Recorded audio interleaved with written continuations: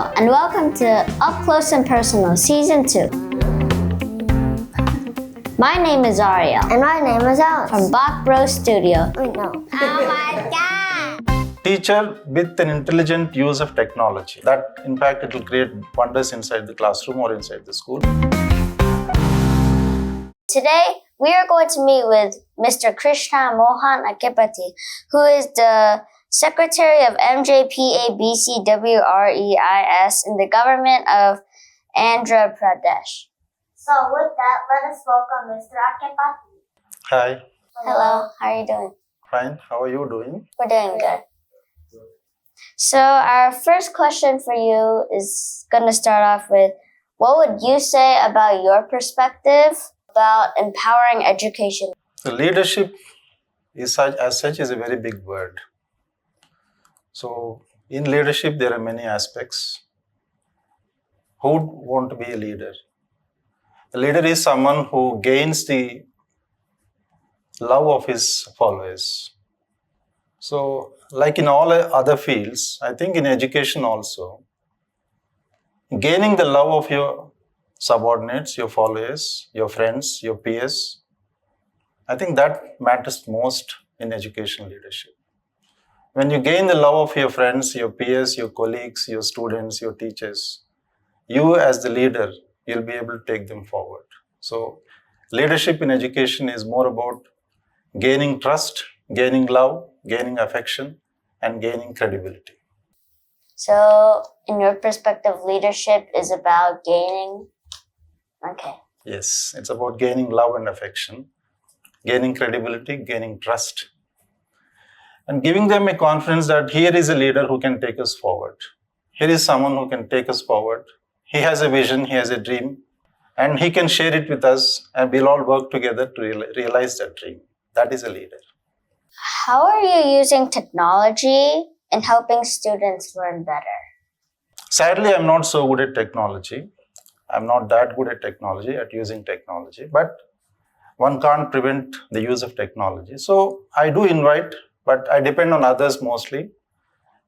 I, as a person, believe more in the power of the teacher. I come from the traditional background, so I believe the teacher is everything inside the classroom. But teacher with an intelligent use of technology, that in fact it will create wonders inside the classroom or inside the school. But use of technology, we have to use it.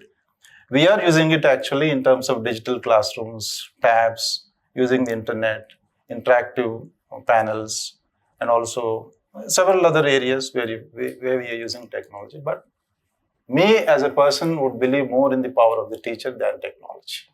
What do you think is the biggest challenge ever since you've had education? The biggest challenge ever since I had education is the education of the educators. What's the biggest challenge in running so many residential schools?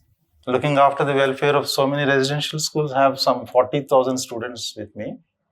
40,000 students, I'm responsible for each and every one. So that is the biggest challenge, human resource, it's so dynamic. I have to talk to everybody, I have to look after everybody, each child, each boy, each girl. So I should know about what's happening inside the school, inside the class. So that is a problem. I'm dealing with so many people, and people is a dynamic thing. And children are more dynamic. So that is the biggest challenge. And they are with me always, they don't go home. From morning 6 to evening 6 p.m. in the night, again they are with me. So that is the biggest challenge.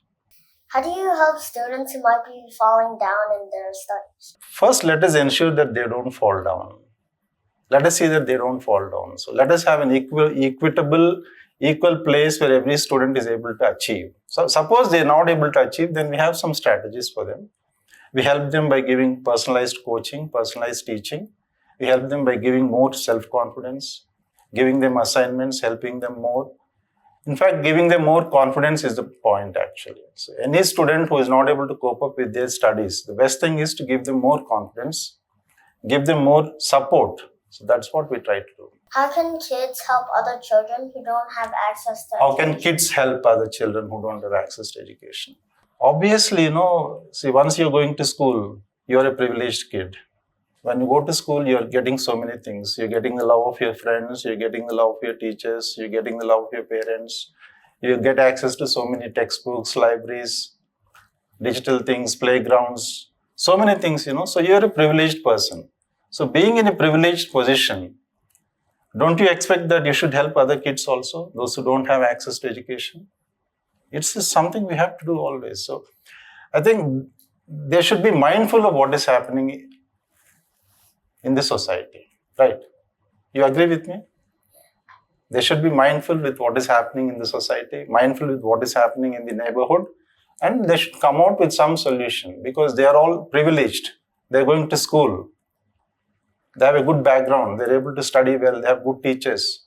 So when you're having so many privileges, I think it's time for them to have a look at the neighborhood and help kids who don't have access to child education.